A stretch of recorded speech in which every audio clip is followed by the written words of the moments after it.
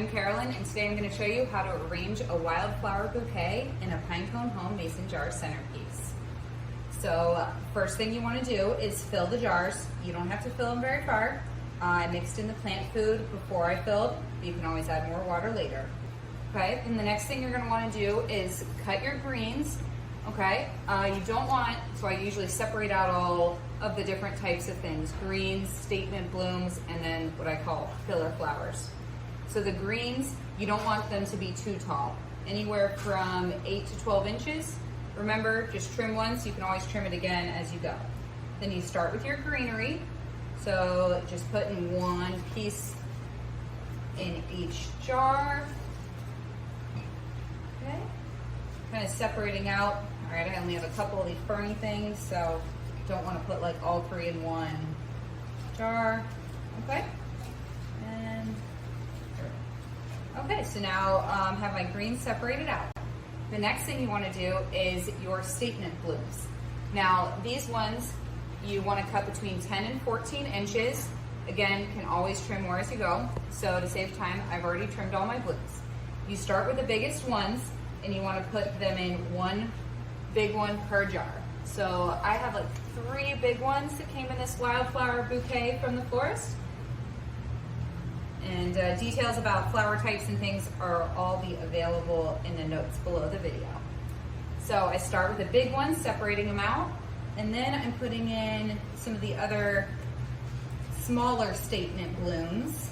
Okay, and again, I wouldn't want to put all the pinks in the same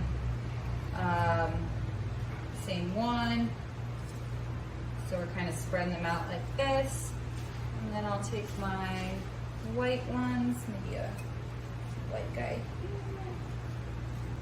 there.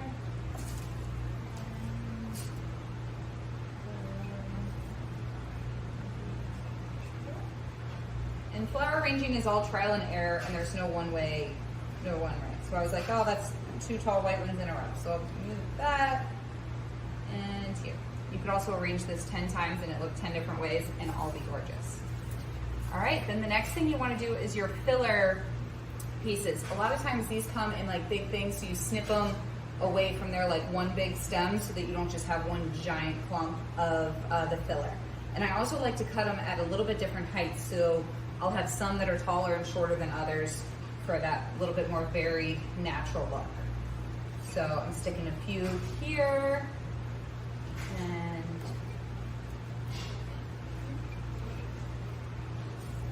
I really like picking out these kind of filler types that are in a different color than my statement blooms if I have a choice at the florist.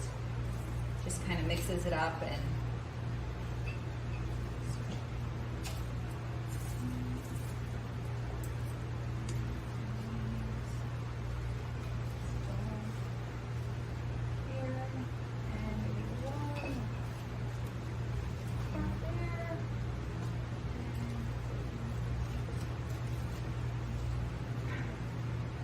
you can always mix them around as you go.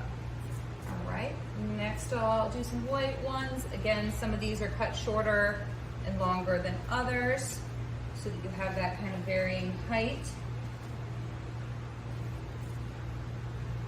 And you want to make sure that if your centerpiece will be seen from both sides, that you're kind of taking a look around, figuring out, step back, flip it around if you need to, just to kind of make sure that it looks great for all of your guests, no matter which side of the table they're on.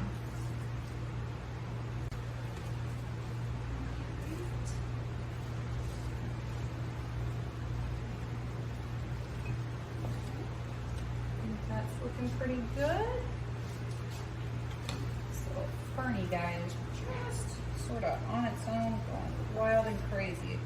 I might try to move him and reposition a little bit. Okay, so my height is a little off. I have a little bit of tall thing here, but I have 2 tall things over here. So maybe I'll take this guy, go here for a little bit of balance there. And then again, I wouldn't want to put this guy probably right next to his friend. So here, then I got one more, and maybe I could have picked this as a greenery and put it in right away. I just feel like I only have one of them, so sometimes I want to wait and kind of see where it just needed a little more volume.